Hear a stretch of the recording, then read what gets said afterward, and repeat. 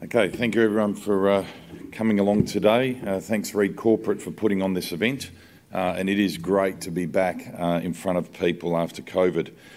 I'd like to take you through the Valor Resources story today, which, as introduced, has got two key commodities, which is uranium in Canada and copper in Peru.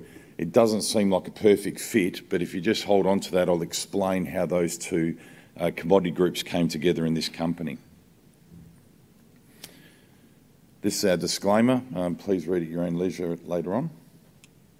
So why invest in Valor Resources? So the prize and the value creation is going to be through exploration success. So our real key focus is exploring our fantastic portfolio of assets in Canada and Peru.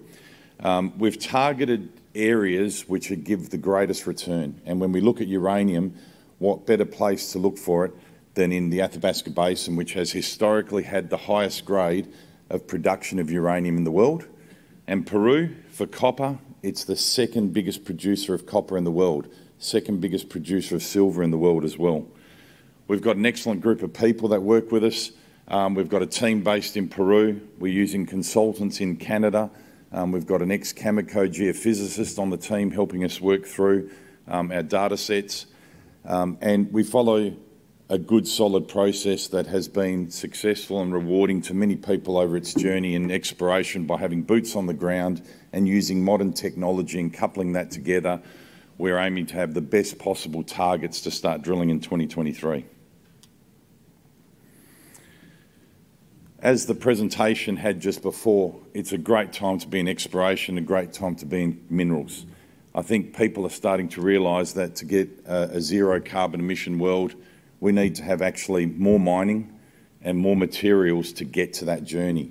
And when you break down and have a look at a lot of the things we need to do to get away from fossil fuels, you actually need to have more materials in many of the applications in order to achieve those outcomes. So these are the two projects we are here. Again, as I said before, highest grade in the world for uranium. We've got targets developed. It's close to historical and current production of uranium. And for Peru, we're in elephant country. Second biggest producer of copper in the world, as I said before. We're ready to drill. We're just waiting for government approvals there. And there's a lot of interesting conversation happening about Peru at the moment in terms of country, confidence in investing there. There's a mine being developed as we speak within 10 kilometres of our tenement package by a company called Benaventura, which has a market cap of over $2 billion on the New York Stock Exchange, and they're currently developing the San Gabriel mine. Corporate snapshot.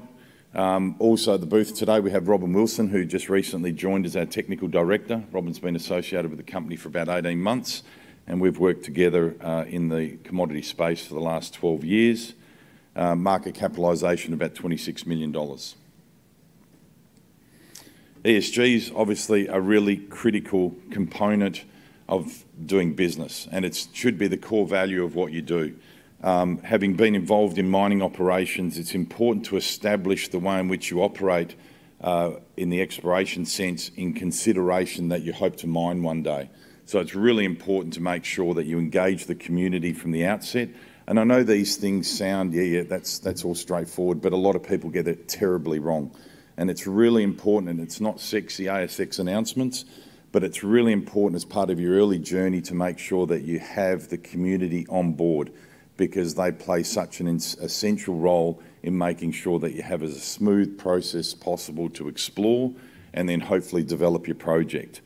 And our team's done an amazing job, and as you can see with a couple of photos there, particularly on the right-hand side. The middle photo was pre-start meetings when we were doing our IP and resistivity surveys, and we had the people from the region who live in the area that were actually doing the work with us, which is fantastic. That's the best way to get engagement with your local community, by being part of the program, and then obviously doing the right thing with the kids in particular at Christmas time. So uranium in Canada. Again, we just heard about uranium's role in a clean energy future. Some of the stats up there are just quite amazing in terms of, when you look at the pressures of an increased requirements on the amount of electricity that needs to be produced in years to come, just to try to maintain uranium's mix in that, which is currently around 8 to 10%, you're talking about 24 new reactors being built every year for the next 30 years.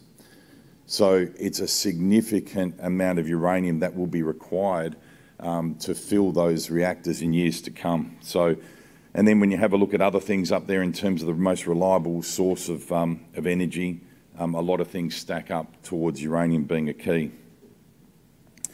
As said just before, it's all about lithium at the moment. I joke and say when you look at someone wanting to make a chocolate cake, they just don't use chocolate as the only ingredient. There's so many other ingredients to make a chocolate cake. And when you look at the current thematic, and everyone is bullish on lithium as they should be, but there's so many other ingredients that we need to get to where we want to in terms of a zero carbon emission. And it's important to understand that not every electric vehicle is as clean as each other.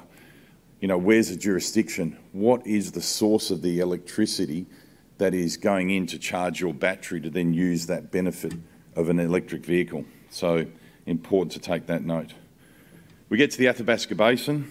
What's interesting about the Athabasca Basin is that it's so rich in uranium, but believe it or not, it has been so underexplored for the last 60 years. And there's a few key reasons for that. Saskatchewan as a province was actually run in a socialist way for a number of years. They actually nationalised the assets of potash and uranium many years ago. And so a lot of explorers 40, 50 years ago started to leave that province and move to other parts of Canada because they were just not sure about what the benefit of shareholders were going to get if they had exploration success because of the form of the government. And so what you saw over recent times was that's the formation of Cameco, was bringing those back to market in the form of Cameco when that got listed about 30, 40 years ago. And then potash, we've seen BHP and others come into the area. But it just has had a lack of modern exploration. You can imagine what life was like 40, 50 years ago in the way that you went about your exploration. They didn't have the tools and techniques that we have available to us today. So the opportunities in the Athabasca Basin are enormous. You may have seen that there's a lot of these diagrams around. It's really important that your exploration team actually puts together a model. What is the target? Where do we see these deposits form around the basin? So there's many different ways these deposits form. So structurally controlled, where they are in proximation to the unconformity. So we have 4 key projects around the basin: Hidden Bay, Clough Lake, Surprise Creek, Hook Lake. Now, one thing you can see is they're all within close proximity of historical production. Hidden Bay, which is near Rabbit Lake uranium mine, which has produced over 203 million pounds over its time. Clough Lake, near the Clough Lake mine, we're within 7 kilometres of that, which has produced 62 million pounds. Surprise Creek's located near Beaver Lodge, which is Uranium City, produced 57 million pounds. That's the first area that produced uranium. And since the discoveries of McArthur River, Cigar Lake, a lot of the exploration activities have moved to the eastern side of the basin and has almost left behind this area, which we've been able to get a fantastic land package called Surprise Creek. And Hook Lake, again, located near another big producing asset mine. So Hidden Bay, this is our number 1 project in our eyes in terms of our 4 projects. As I say to the exploration team, if you've got one hole, where are you going to put it? And in Canada, it would go to Hidden Bay. The work we've done over the last 12 months has we've flown airborne gravity, we've reprocessed historical data. There's some exploration holes that were drilled that were never assayed. So we're going through all of that data. Its proximity to the unconformity, the trend it has associated with Rabbit Lake, which is only 40 kilometres to the north. We've done radon surveys, which is appropriate to the area given lakes and the inability to do soils, which are ineffective. And what we're seeing with that project is we've identified a number of key targets here that need immediate drilling. And that's been as part of gravity targets, so geophysical targets, and they align so closely with the radon survey results. So we're really looking forward to drilling this in 2023. Clough Lake, again, really close to Areva / now Orano's Clough Lake uranium mine. We're within 7 kilometres. The challenge with this project is very much geophysical driven because it's undercover. You don't get a lot of surface expression here. We've identified a number of targets. Unfortunately, we didn't complete the 2D, 3D inversion interpretations we'd hoped to this week. So in the next couple of weeks, you'll see the next version of the updated targeting at the Clough Lake mine, again, ready to drill. Surprise Creek, this has been our latest set of news coming out of the company in relation to our uranium portfolio. As I said before, it's located near Uranium City. It's just got amazing outcrops. Hasn't been drilled since 1968. So that's over 54 years, which I know that because I was born just after 68. And we get on the ground and we've found over 400 metres of strike on surface. We've got a lot of uranium going over 1%. We've got new assay results that will come through by the end of the year. We're seeing copper association with the uranium. So we're seeing over 1% uranium, over 1% copper.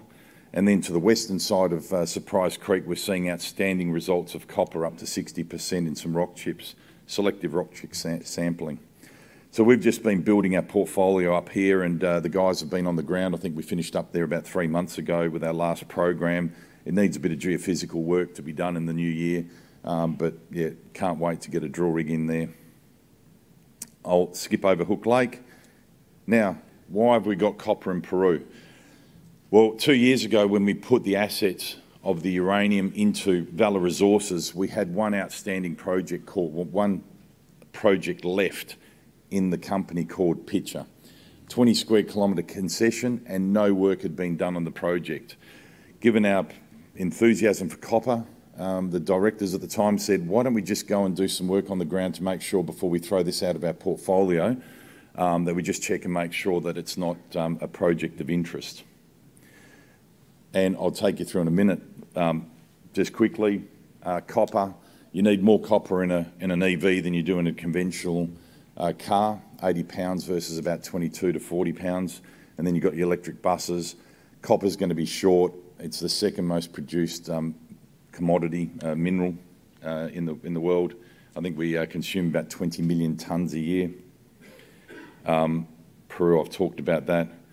So the last 15 months after we went through our first ground truthing exercise, we've now put together an amazing project in Peru. We've done a significant amount of work in channel sampling, rock chip sampling, soil sampling. We've mapped the whole 20 kilometres, and we've done IP and resistivity surveys, and we've now come up with an amazing amount of targets here to drill. It's taken us nearly a year to get our approvals from the government. It's quite an extensive process, but once you get them, you're free and ready to go. We've got pretty much all of our underlying community contracts in place with local landowners. We're just waiting for the final throws with the government. Unfortunately, the World Cup's on, and while Australia knocked out Peru in the World Cup with the grey wiggle, which I continually get reminded about by the Peruvian team, unfortunately, the government's busy watching the World Cup every day, so things are just going a little bit slower. But this asset is just screaming out for drilling. We'll have 120 holes approved to drill, so 40 platforms with 3 holes on each platform, and that's within 20 square kilometres. We've now got 200 square kilometres. We've actually expanded our land package there. We're located near Benaventura, Barrick, Teck. All the big boys are in this area.